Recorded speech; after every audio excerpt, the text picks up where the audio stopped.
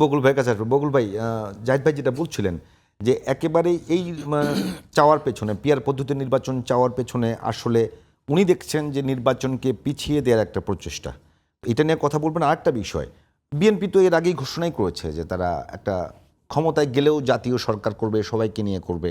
যদি পিয়ার পদ্ধতির মধ্য দিয়ে ছোট ছোট দলগুলো তারা কিছু কিছু আসন পায়, সেখানে সমস্যাটা কোথায়? জি, ধন্যবাদ আপনাকে, আপনার মাধ্যমে জিটিভির দর্শক শ্রোতাদেরকে এবং আমার অত্যন্ত প্রিয় ব্যক্তি ডক্টর জাহিদ সাহেব আমার সাথে আছেন। আজকে ওনার সাথে কথা বলতে পেরে আমি নিজে ওদেরকে আনন্দ বোধ করছি।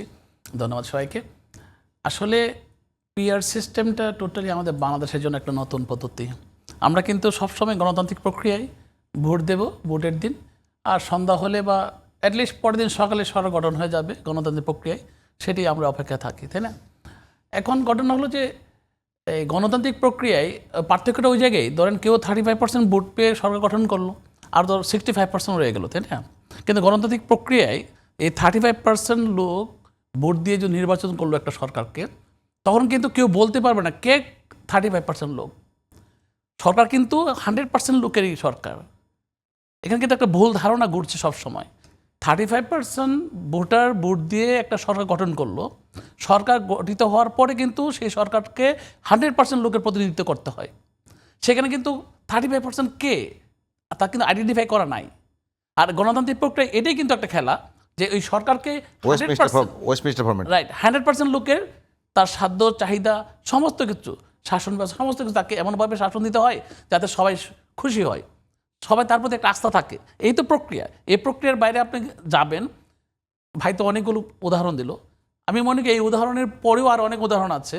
এই আপনি পিআর সিস্টেমে গেলে যারা আমরা এলাকায় কাজ করছি, ধরেন আপনারা একটা এলাকায় 3 জন 4 জন 5 জন মনোনয়ন প্রত্যাশী, আমরা কিন্তু সবাই মাঠে ঘাটে কাজ করছি। আমরা কিন্তু পিআর সিস্টেম নিয়ে চিন্তা করছি না। তো পিআর সিস্টেম চিন্তা করলে যে বিএনপির ভোটার কয়জন, আওয়ামী লীগের ভোটার কয়জন, জাতীয় পার্টির ভোটার কয়জন, বিভিন্ন দলের ভোটার কয়জন, সেই হারে যদি হয়, পিআর সিস্টেমে গেলে আপনার 3 জন মিলেই কাজ করবেন একসঙ্গে না 3 জন মিলে কাজ করবে, তখন তো আর কম্পিটিশন থাকবে না। এখন যে কম্পিটিশনটা আছে, যে কম্পিটিশন দেখা যাচ্ছে নিজে খায়া নিজে পড়া সব কিছু বিলিয়ে দিয়া জনগণের উপকার করার চেষ্টা করছে আমরা।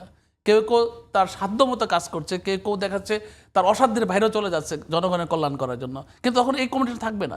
জনগণের যে সার্ভিস দেওয়ার যে প্রসেসটা, এই গণতান্ত্রিক প্রক্রিয়াটা কিন্তু এভাবে আসে নাই, অনেক চর্চার পরে কিন্তু এসেছে। আজকে যারা এই পিআর সিস্টেম বলছেন ওনারা কারা? মানে আপনি একটা যে দেখবেন যে একটা কথা আছে যে রাস্তায় যেসব গাড়ির ফিটনেস থাকে না, সে কিন্তু আর দুটো অ্যাক্সিডেন্ট করতে ভয় করে না, কারণ সে জানে মামলা আমার 4টা আছে আর 10টা হলে কোনো অসুবিধা নেই, তাই না? তো এই জন্য ওনারা তো কি কয়েকটা আসন নিয়ে কোনোদিন আসছেন বা ওনার কোনো প্রতিনিধিত্ব করছেন, বা ওনার কি জনগণের সেরকম চাহিদা পূরণ করতে পারছেন? কখনো পারেন নাই। তো ওনারা তো বলবেনই, হ্যাঁ, ওনারা এই বলেই যাবেন। আমার কথা হলো যে এই পিআর সিস্টেম আর আমাদের উচ্চ কক্ষ নিম্ন কক্ষ যত আলোচনায় হোক, সব আলোচনার পরে আমি মনে করি নির্বাচন হবে ফেব্রুয়ারি বা তার আগেই, এবার হতেই হবে বাংলাদেশের মাটিতে। এই নির্বাচন হওয়া ছাড়া বিকল্প সবাই তো বলছে যে নির্বাচনের এই যে বিভিন্ন ধরনের দাবি দাবা সব নির্বাচন পেছানোর জন্য। না না, দাবি দেওয়া আসতে পারে, আলোচনা হবে, সমাধান হবে। এই আমাদের গণতান্ত্রিক প্রক্রিয়া, আমাদের তো ওপেন ম্যান্ডেট, এটাই আমরা সব মত প্রকাশের স্বাধীনতা আছে। তো আপনাদের একেবারে অ্যাক্টিং চেয়ারম্যান তো বলেছে যে তারা ক্ষমতায় গেলে জাতীয় সরকার করবে। পিআর পদ্ধতিতে যদি ছোট ছোট দলগুলো কিছু কিছু আসন পায়, বিএনপির মতো থেকেও পাবে না, তো সেখানে সেটুকু ছাড় দিতে আপনাদের সমস্যা কোথায়? ছাড় দিতে এই জন্য, কারণ আমরা তো আসন ভিত্তিক যাচ্ছি। আমরা আসন ভিত্তিক আসন না, ওনারা যদি 10টা আসন পায় তাহলে ওনাদের সাথে সেভাবে আমাদের কোয়ালিশন হবে। সমস্যা কোথায়? আমাদের বিএনপির ভারপ্রাপ্ত চেয়ারম্যান তারেক রহমান সাহেব বলছেন যে আমাদের সাথে যারা আন্দোলনে ছিল, যারা রাজপথে ছিল, যারা কিনা ফেসিস্ট হাসিনার বিরুদ্ধে রাজপথে ছিল, তাদেরকে নিয়ে উনি কোয়ালিশন করবেন, তাদের সাথে জাতীয় সরকার গঠন করবেন। কিন্তু যারা ছিল না তাদের সাথে তো কোনো সমঝোতা নাই।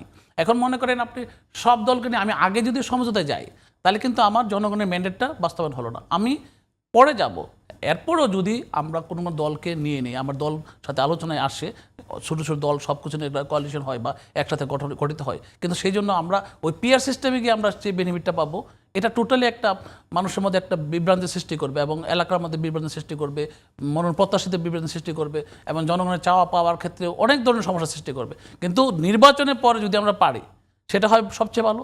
এর আগে যদি আমরা আছে না 4 দলীয় জোট একবার আসছিল, আমাদের 6 দলীয় জোট হতে পারে, 8 দলীয় জোট হতে পারে, 14 দলীয় জোট হতে পারে, সেই জোট হয়ে যেটা যাবে সেখানে যদি ওনারা বেনিফিট নিতে পারে, সেটা ওনারা ভালো করতে পারবেন।